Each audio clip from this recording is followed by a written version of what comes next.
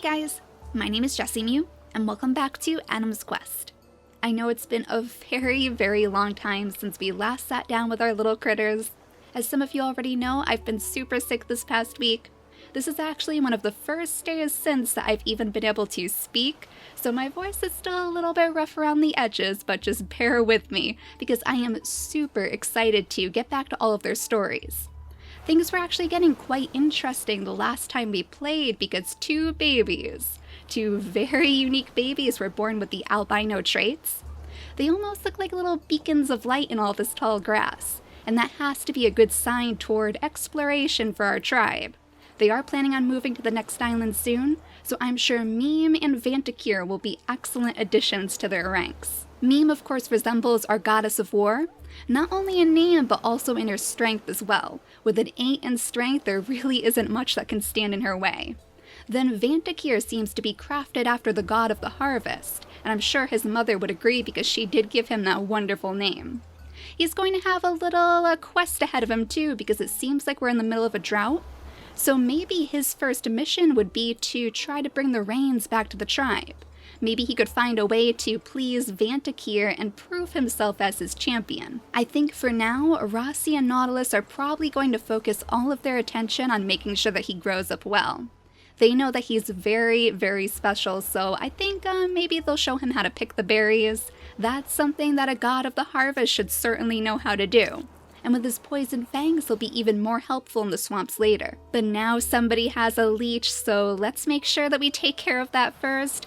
Oh, poor Scallop. She's another one who can just never seem to catch a break with these leeches. But they wanted to stay close to the water side because they are hoping to catch Splash's attention.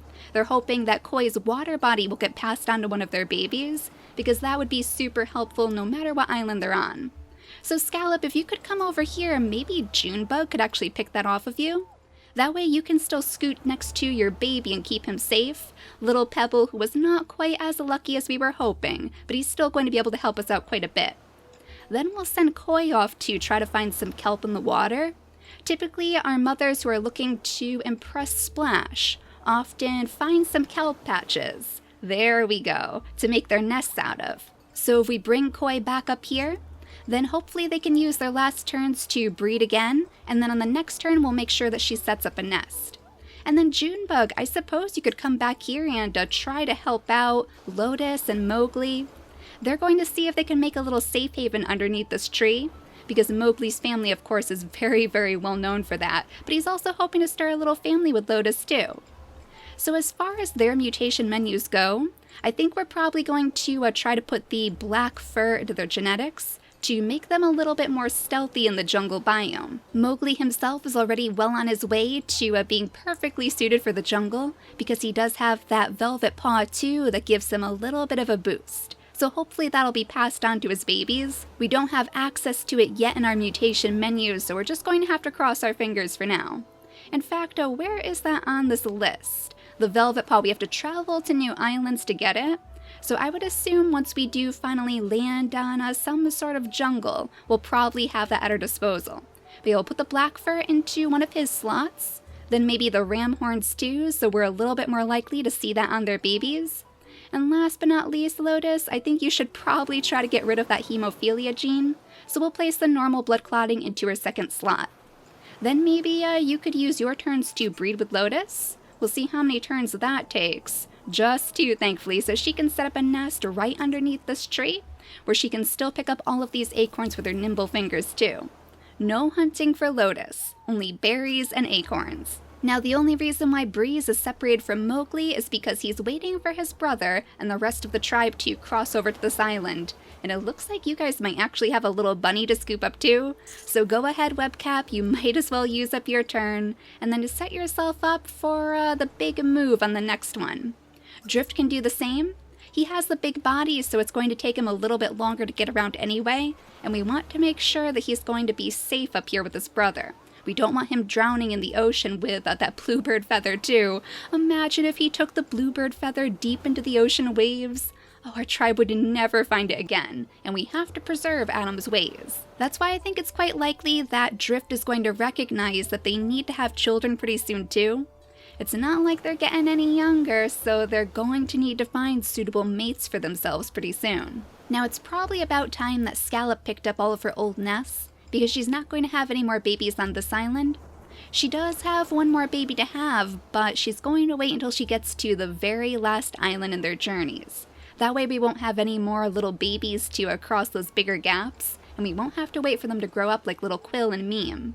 I think we'll change their gems over to yellow too, just like their mother, and then Quill can scoot on over here to pick up both of these nests for the extra nesting material for their future mothers.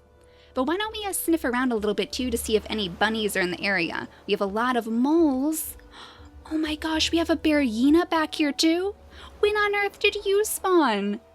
Oh no, Meme. This must be some sort of challenge for you. Something tells me that Meme has sent this in your way, so you'll have your family to protect, especially your little sister who seems to be right in harm's way right now.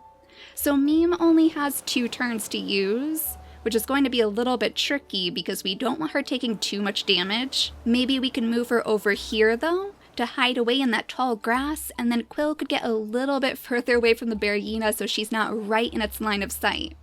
Then you're going to have to keep a very close eye on it, and hopefully on the next turn, when it scoots out a little bit further, you can dive in and do as much damage as possible. This could be her way to prove herself as Meme's champion too. Now how about Enoki? I think this is his very last day, and thankfully it looks like there's nothing too dangerous around here. Even the bunnies have moved on without him, so let's have him pick up his meat.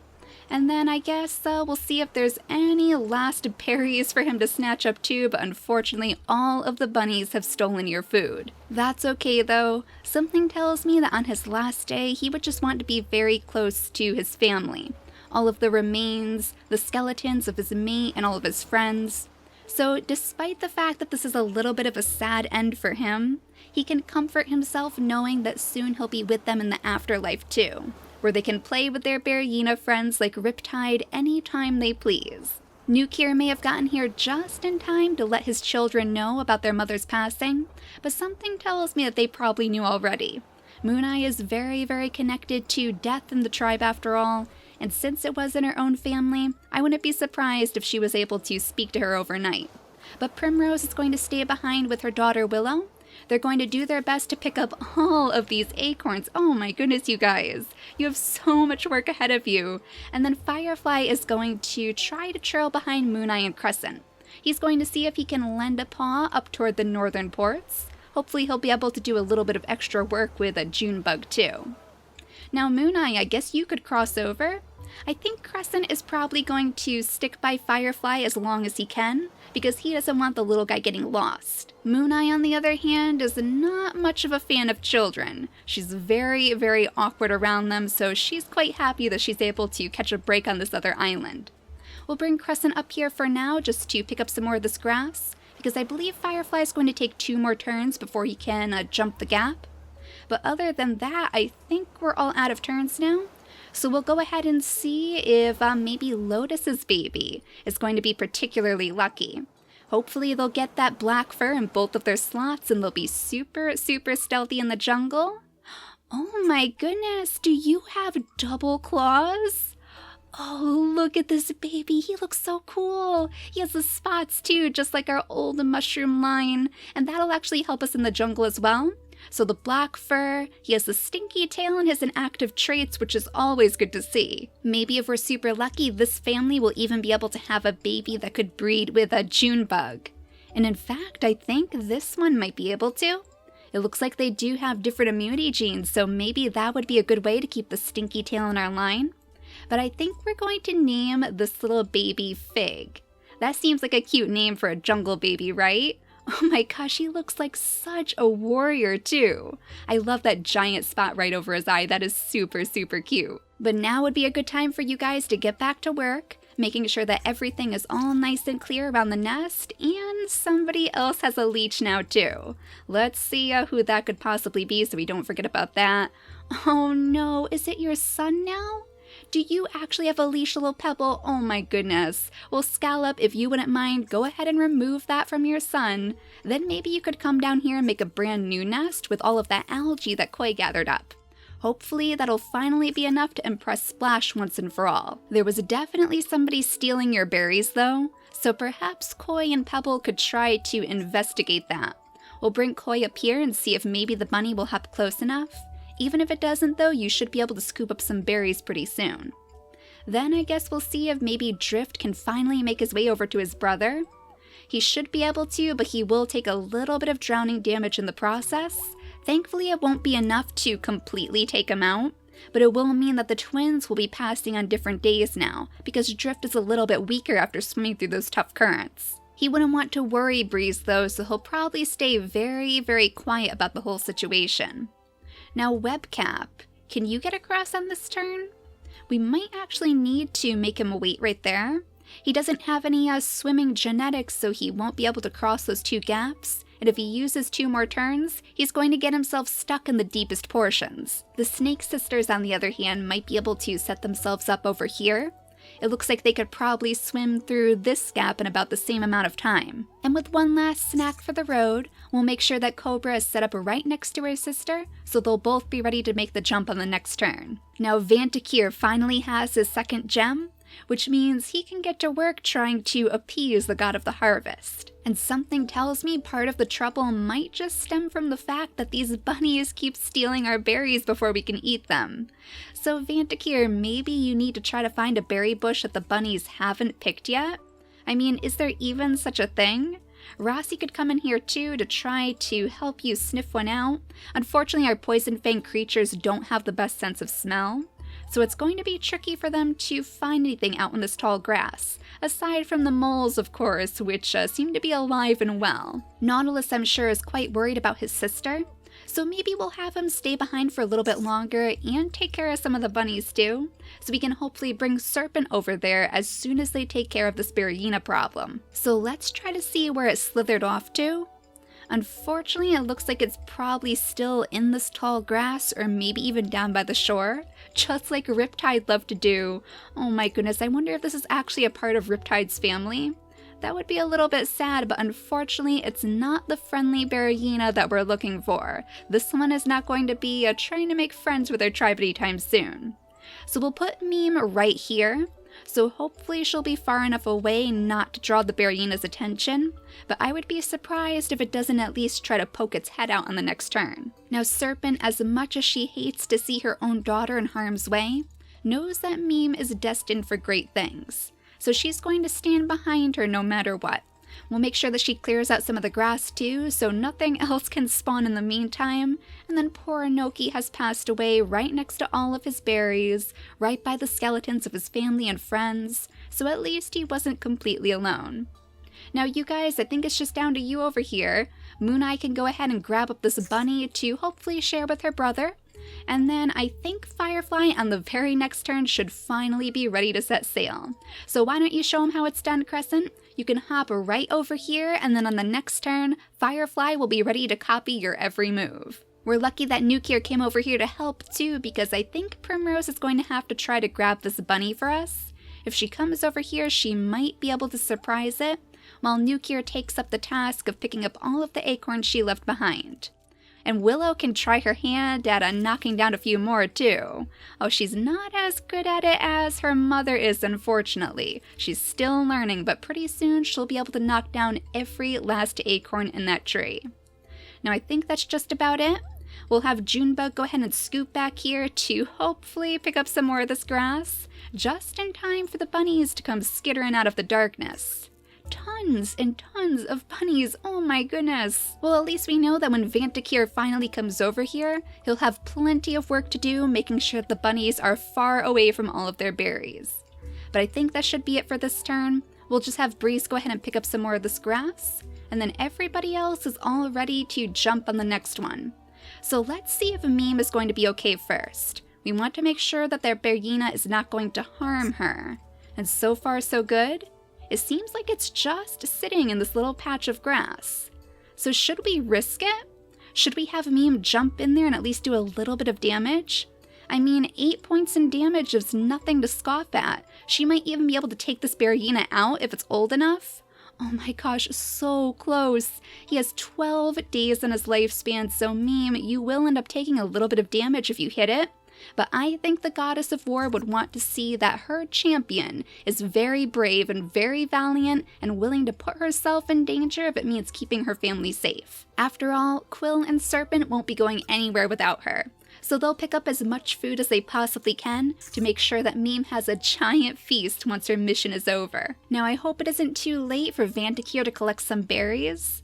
Hopefully those bunnies haven't descended on this berry bush. Oh no, it looks like you might be too late, but at least your father can still pick these over here.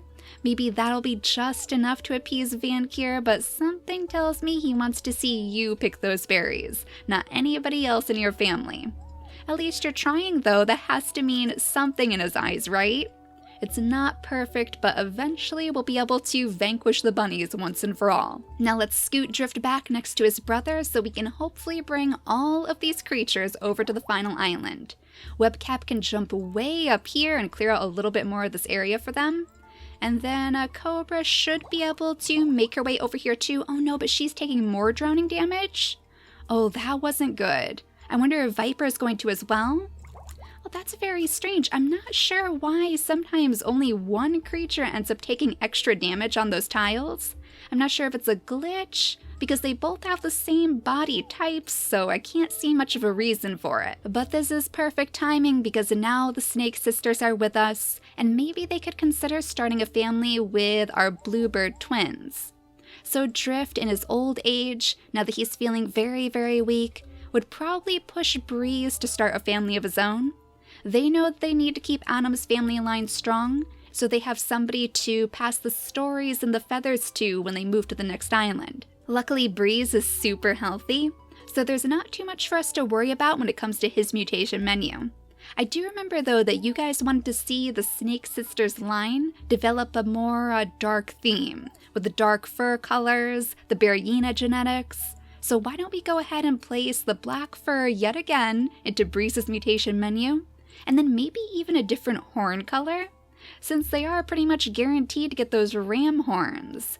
Let's see if we can play around a little bit with this too. Maybe the black horns? Well, that would look interesting. I mean, all of our creatures have the white ram horns right now, which I think is super fitting for a Mooneye and Crescent, because it almost reminds me of like a little crown of bones, which fits perfectly with their theme. So we'll see that the Snake Sisters both have the black fur in their genetics too. And then I think we're going to need to put the normal blood clotting into their other slots because they both have the hemophilia genes. And we don't want to see that working its way into our tribe again. So we'll get rid of that as soon as possible. Now Breeze, hopefully you can breed with them both on this turn. That would be a very, very lucky. There we go. So they can both make their nests on the next turn. And then maybe Breeze could actually revisit his very old friend Mowgli. I think Mowgli is starting to miss his constant presence. He got used to Breeze following him around all the time, so maybe we'll see if they can meet up just one last time before the end. First things first though, we do need to get rid of the bunnies, so let's bring you down here to do a little bit of hunting with a Junebug if you can. Unfortunately, Koi is a little bit too weak to take these bunnies down, so I'm not sure if it would even be worth having him chase after them, but Junebug can do a little bit of damage herself, and then of course Drift can finish the job if the bunnies are going to hop right underneath him. Now this little baby, let's see if you were a little bit more lucky. Oh my gosh, she was! Yes, she has the water body! Oh, and I love her fur color too! That is so pretty. The red mixed with the black has to be one of my favorite fur colors. She's looking quite strong too with her mother's big Berryina claw, so she should be able to do a little bit more hunting than her father could. I think we'll name her Coral, and then we'll make sure that we change all of these babies over to the blue gem, so we know that they're from our water line. I'm glad that the algae finally caught Splash's attention though. We'll have Scallop come up here to pick the berries before the bunnies do. That was very, very close. Now it's hopping straight back into the grass because it knows it has nothing to gain where we are.